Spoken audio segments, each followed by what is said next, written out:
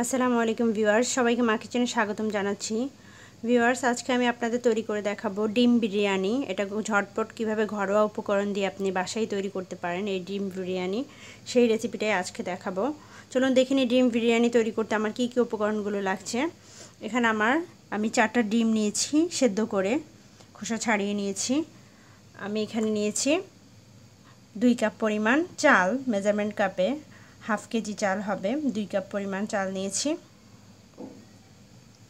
আমার লাগবে 1 টেবিল চামচ পরিমাণ রসুন বাটা, হাফ টেবিল চামচ পরিমাণ আদা বাটা। এখানে আমি নিয়েছি প্রায় 1.5 কাপ পরিমাণ পেঁয়াজ কুচি। এটা দিয়ে আমি অর্ধেকটা বেরেস্তা করব আর অর্ধেকটা আমি রান্নার কাজে ব্যবহার করব। একটা বড় সাইজের টমেটো, 6 পিস কাঁচামরিচ নিয়েছি। হাফ কাপ পরিমাণ আমি মটরশুঁটি নিয়েছি। আমার লাগবে তেল লাগবে, এখানে আমি নিয়েছি কেওড়ার জল। আমার লাগবে ঘি। এখানে আমি গরম মশলার মাঝে নিয়েছি 2টো তেজপাতা, 3 পিস দারচিনি, গোলমরিচ, 6 পিস এলাচ আর 6 পিস লং।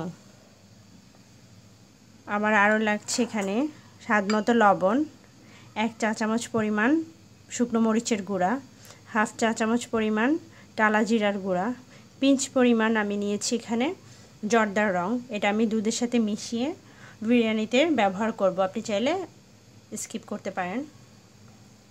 এখানে আমি ইনস্ট্যান্ট দই বানিয়ে নিয়েছি। আমি সামান্য কিছু দুধের মাঝে একটু লেবু দিয়ে একটু দই বানিয়ে নিয়েছি ইনস্ট্যান্ট।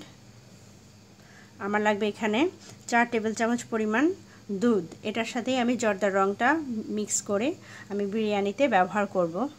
চলুন এবার রান্নার প্রসেসে চলে যাচ্ছি। ফ্রাই প্যানে আমি কিছুটা তেল দিয়ে দিয়েছি, তেলটা প্রায় গরম হয়ে গেছে। এবার যে পেঁয়াজটা ছিল অর্ধেকটা পেঁয়াজ আমি তেলে দিয়ে দিচ্ছি বেরেস্তা করার জন্য, আর বাকি অর্ধেকটা আমি রান্নার জন্য ব্যবহার করব।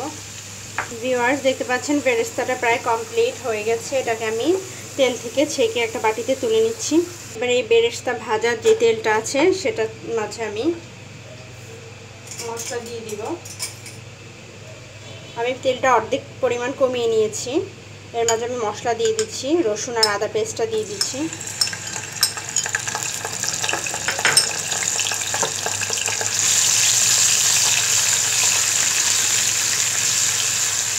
সাথে আমি দিব এখন পেঁয়াজ, যে হাফ পেঁয়াজ রেখেছিলাম তার অর্ধেকটা আমি দিয়ে দিব, আর অর্ধেকটা আমি পোলাওর জন্য রেখে দিচ্ছি। এগুলোকে আমি একটু ভেজে নিচ্ছি ভালো করে। মশলাটা একটু ভাজা হয়েছে, এবার এর সাথে টমেটো দিচ্ছি।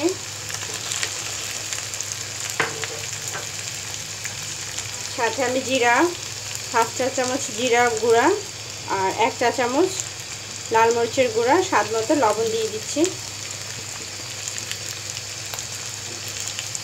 এবার এটাকে খুব ভালো করে আমি কষিয়ে নেব। ভিউয়ার্স, এটাকে আমি খুব ভালো করে কষিয়ে নিয়েছি।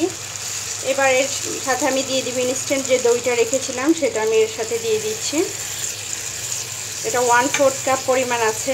দুধকে আমি টক দই, নর্মাল দুধকে আমি হালকা একটু গরম করে লেবু মিক্স করে নিয়েছি।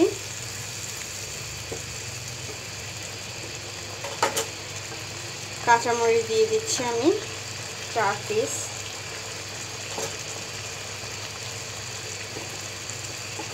একটু চিড়ে দেবেন এগুলো পেছন সাইড দিয়ে, যাতে করে ঝালটা বের হয়। তো এটা ঢেকে রাখছি আমি কিছুক্ষণের জন্য। ভিউয়ার্স, কিছুক্ষণ আমি এটাকে ঢেকে রেখেছিলাম। এবার এর সাথে আমি ডিমগুলো দিয়ে দিব।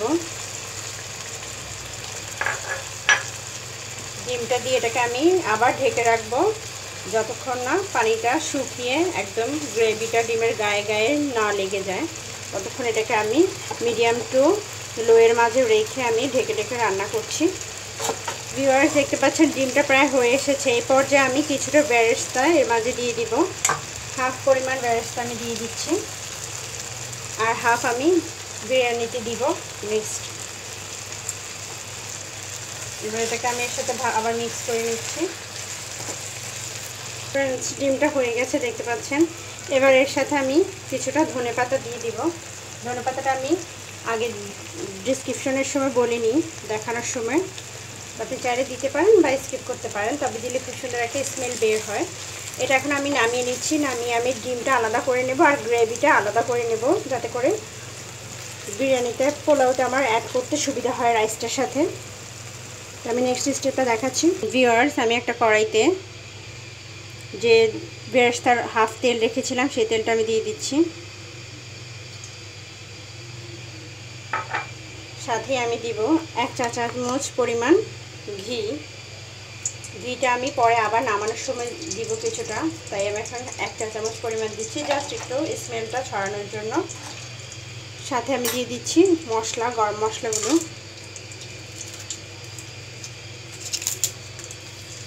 এটাকে একটু ভেজে নিচ্ছি। এবার এর সাথে আমি পেঁয়াজ কুচি দিয়ে দিব।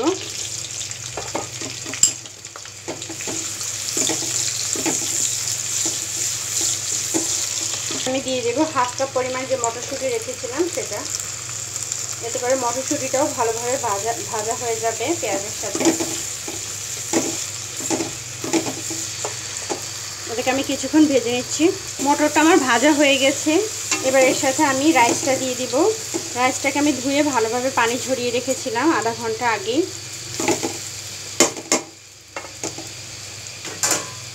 এবার রাইসটাকে আমি আরও কিছুক্ষণ ভেজে নেব। আমি 2-3 মিনিট রাইসটাকে ভেজে নিয়েছি। এবার এর সাথে আমি যে ডিমের গ্রেভিটা ছিল সেটা দিয়ে দিচ্ছি।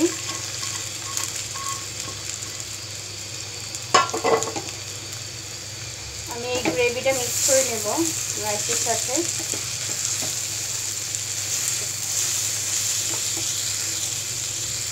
এটা মিক্স করা হয়ে গেছে। এবার এর মাঝে আমি 3.5 কাপ পরিমাণ পানি দিচ্ছি। যেহেতু আমি 2 কাপ চাল নিয়েছি, তো আমার 4 কাপ পানি দেওয়া লাগবে। আমি এখানে 3.5 কাপ পানি দিচ্ছি, আর কিছুটা আমি দুধ ব্যবহার করব। 1/4 কাপ দুধ ব্যবহার করব। পানিটা অবশ্যই আমি গরম পানি নেবেন। আমি এটা পানিটা ফুটিয়ে নিয়েছি আগে।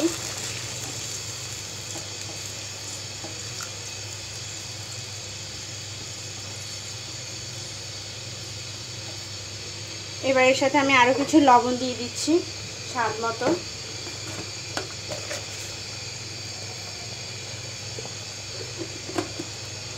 ঢেকে রাখবো আমি পুরোপুরি পানিটা শুকানো পর্যন্ত। সাথে আমি যে দুটো কাঁচামরিচ ছিল সেটাকে আমি মাঝখান দিয়ে ভেঙে দুটো কাঁচামরিচ দিয়ে দিচ্ছি। ঝালটা আপনি আপনার পছন্দ মতো দিবেন। আমি এখানে টোটাল 6টা কাঁচামরিচ ব্যবহার করেছি। এবার ঢেকে রাখছি আবার। বিরিয়ানিটা দেখতে পাচ্ছেন একদম পানিটা শুকিয়ে গেছে এবং চালটা কিন্তু আরেকটু হবে, সেই জন্য আমি এখানে আর যে হাফ কাপ পানি ছিল সেটা আমি দিয়ে দিচ্ছি ঠিক মাঝ বরাবর। দিয়ে আমি এটাকে ঢেকে রাখবো। অবশ্যই এটা মাঝে মাঝে নেড়ে চেড়ে দিবেন, নাহলে কিন্তু পোড়া লেগে যেতে পারে। এর সাথে আমি 1 চা চামচ পরিমাণ কেওড়ার জল অ্যাড করব, যাতে করে সুন্দর একটা স্মেল আসে। সাথে আমি দিয়ে দিচ্ছি যে ডিমটা ছিল সেটা, কিছুটা বেরেস্তা ছিটিয়ে দিচ্ছি। আমার এখানে টোটাল 4 কাপ পরিমাণ পানি লেগেছে 2 কাপ চালের জন্য। মিক্স করে দিচ্ছি সবগুলোকে।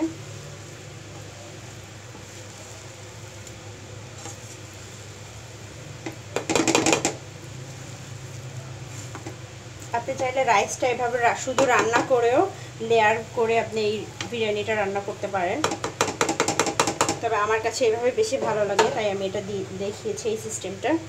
এবার উপরে আমি 2 চা চামচ পরিমাণ ঘি দিয়ে দিচ্ছি।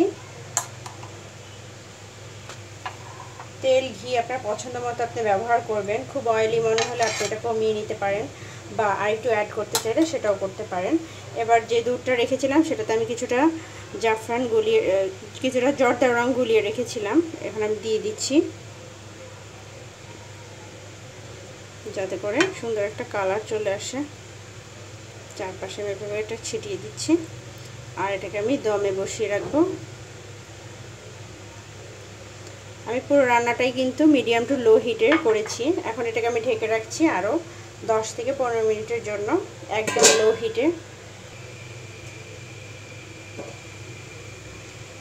ভিউয়ার্স, আরও প্রায় 15 মিনিট পর আমি বিরিয়ানিটা দেখতে পাচ্ছেন হয়ে গেছে।